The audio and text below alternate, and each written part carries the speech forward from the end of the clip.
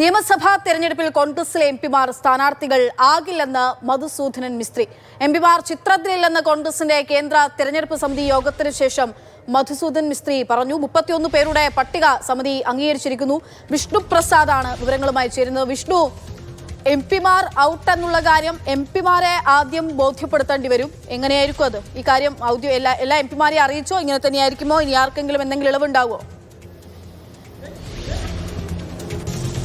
അക്ഷയ, നിലവിലെ സാഹചര്യത്തിൽ എംപിമാരുടെ ആരുടെയും തന്നെ പേര് ഇപ്പോൾ സംസ്ഥാനത്ത് സ്ക്രീനിംഗ് കമ്മിറ്റി യോഗങ്ങൾക്ക് ശേഷം കൊടുത്ത പട്ടികയിൽ ഉൾപ്പെട്ടിട്ടില്ല എന്ന് തന്നെയാണ് നമുക്കും വ്യക്തമാകുന്നത്. അതായത് ആദ്യഘട്ട പട്ടിക വരുമ്പോൾ ഇപ്പോൾ അംഗീകരിക്കപ്പെട്ട ആദ്യഘട്ട പട്ടികയിൽ എംപിമാരുടെ പേരുകളില്ല. ഇനി എംപിമാർക്ക് ചെയ്യാൻ സാധിക്കുന്നത് ഇത് സംബന്ധിച്ച് ഒരു സമ്മർദ്ദം കേന്ദ്ര നേതൃത്വത്തിൽ ചെലുത്തിയോ അല്ലെങ്കിൽ കേന്ദ്ര തെരഞ്ഞെടുപ്പ് സമിതിയിൽ ചെലുത്തിയോ എല്ലാം തന്നെ തങ്ങളുടെ പേരുകൾ അടുത്ത പട്ടികയിൽ ഇടം നേടുമോ എന്ന് ശ്രമിക്കാമെന്ന് മാത്രമേ ഉള്ളൂ. നിലവിൽ സ്വയം സ്ഥാനാർത്ഥിത്വം പ്രഖ്യാപിച്ച എംപിമാരും അല്ലെങ്കിൽ മത്സരിക്കാൻ സന്നദ്ധത അറിയിച്ച എംപിമാർക്കും ഇപ്പോൾ പരിഗണന ലഭിച്ചിട്ടില്ല. അവർ ചിത്രത്തിൽ തന്നെ ഇല്ല എന്നാണ് മധുസൂദൻ മിസ്ത്രി പറയുന്നത്.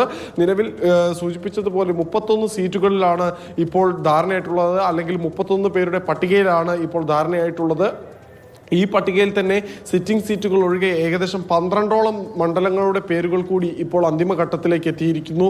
നേരത്തെ അക്ഷയ് സൂചിപ്പിച്ചതുപോലെ എംപിമാരുടെ കാര്യത്തിൽ രാവിലെ കെ സി വേണുഗോപാൽ പറഞ്ഞതും ആഗ്രഹിക്കാൻ എല്ലാവർക്കും താല്പര്യമുണ്ടാകും, പക്ഷെ തീരുമാനം കേന്ദ്രത്തിൻ്റെതാണ് അല്ലെങ്കിൽ കേന്ദ്ര നേതൃത്വത്തിൻ്റെതാണ് എന്നാണ്.